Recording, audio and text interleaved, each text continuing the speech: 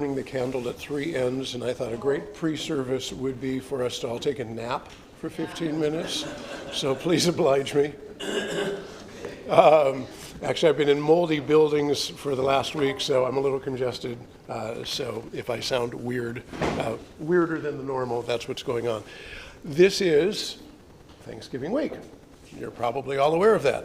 And it's kind of a tradition among many households that you find something to be grateful for on Thanksgiving.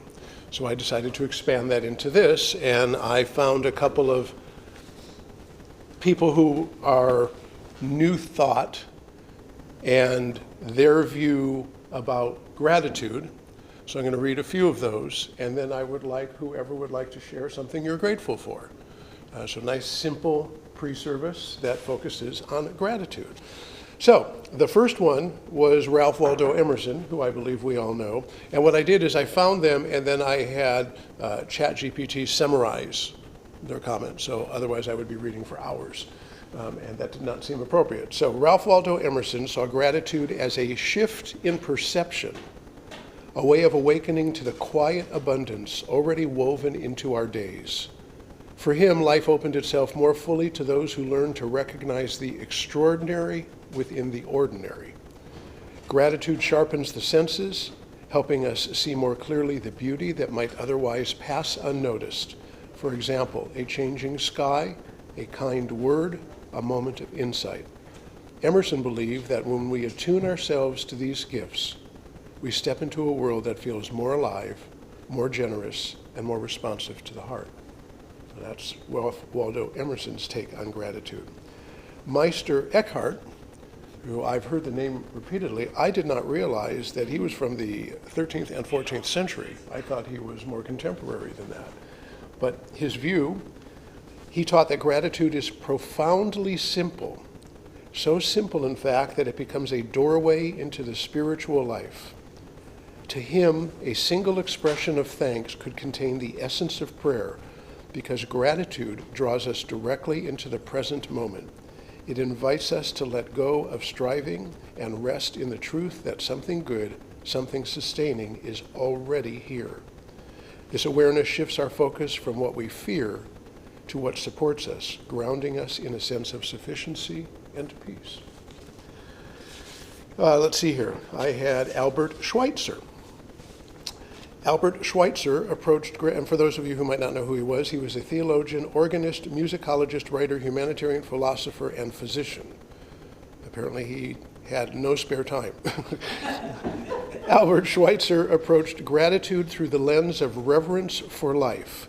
He believed that when we open our eyes to the beauty and mystery woven into the world, in nature, in kindness, in the quiet ways people show up for one another, a natural thankfulness arises. It is not forced and it is not performative. It's a grounded awareness that life is far more interconnected and generous than we sometimes realize. In that recognition, gratitude becomes a response to the wonder already present around us. And then one more, Brother David Steindl Rast, who I did not know until I did some research. He was born in 1926. He is still alive, apparently. He is an American Catholic Benedictine monk, author, and lecturer. Brother David Steindl Rast teaches that gratitude is less a feeling and more a posture, a way of approaching each moment with openness and curiosity. He reminds us that while we may not be grateful for every event in our lives, we can still be grateful in the moment by recognizing the opportunity it offers, the chance to grow, to learn, to connect, or simply to be aware, to be awake to what is here. Gratitude for him is a practice of awareness. It nudges us to pay attention to what is life-giving, the breath we're taking right now, the people who have walked beside us, and the unexpected beauty that appears in ordinary days. So what I'd like to do is take a moment and focus on being grateful, and then whoever would like to chime in, say something you are grateful for or your approach to gratitude.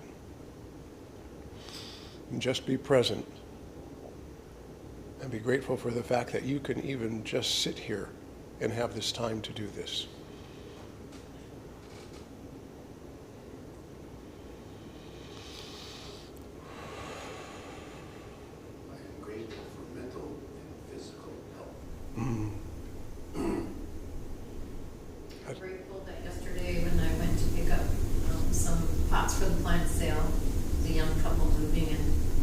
had a greenhouse out laying on the hill. I said, what you gonna do with that greenhouse? Oh, we haven't figured it out yet. I said, can I have it? And he said, yes. And I needed more greenhouses for the plant sales.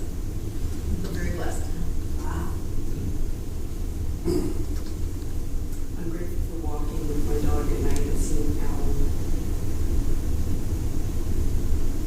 I'm grateful for the Klamath being returned to its rightful caregivers, and that the salmon have come back. This planet is magical. They're back in all the tributaries that flow nothing into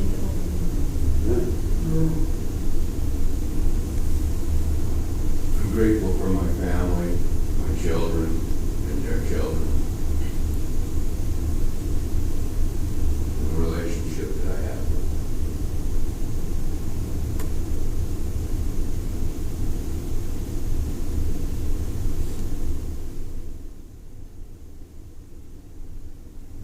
Anybody else grateful? I'm grateful for so many gifts in my life. I'm grateful for the laughter I have when I hang out with my son. I'm sorry, excuse me? I'm grateful for the laughter I share when I hang out with my son. I'm grateful for health and well-being because it makes so many of the things possible. Yeah. Like I said, I've been congested this whole week after being in all these moldy buildings, and it's driving me crazy, and it helps me become more grateful for good health, because you don't realize it's just like invisible. You don't pay attention to it, and suddenly it's not there. And then when it comes back, it's, wow, this is wonderful. I'm grateful for all the things there are to be grateful for. Grateful to be here. My first book that I wrote was called The Shade of a Tree is the Very Best Shade There Is. And it was to my oldest son when he moved out. And it was a series of quotations or things that I said. And I don't know if it's a quotation, if it's something you say, but other famous quotations to help him move forward into life as a fully functioning adult. Whether that has been achieved is a different issue, but that aside, one of the realizations I had is be grateful constantly, especially when it feels there is very little to be grateful for. Anybody else want to add in? I'm grateful for you, Scott.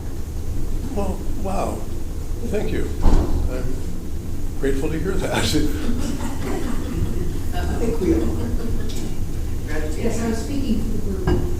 You were what? I was speaking for the group. I still couldn't hear it, hearing aids. She said she was grateful too, and everybody is, and for you. And I said, yes, I was speaking for the group. Okay. I am grateful for hearing aids to the level that they work. All right, let's do a treatment for gratitude. I am grateful for knowing that the universe responds to whatever I put into it. It exists only to provide for each of us, to guide each of us, to help each of us achieve whatever it is we want. And when we get ourselves out of the way and open ourselves up to what the universe provides, the world that we create through the universe is beyond anything we can imagine. And I am grateful for knowing that. I am grateful for understanding that. I am grateful when I stop and pay attention to that. And I release these words into the universal law of mind, grateful for what is about to come, including today. And we close this off by saying, and so it is. So it is. And now you all have prompts for when you go to your Thanksgiving dinner for various for gratitude you can provide. Thank you for being part of this.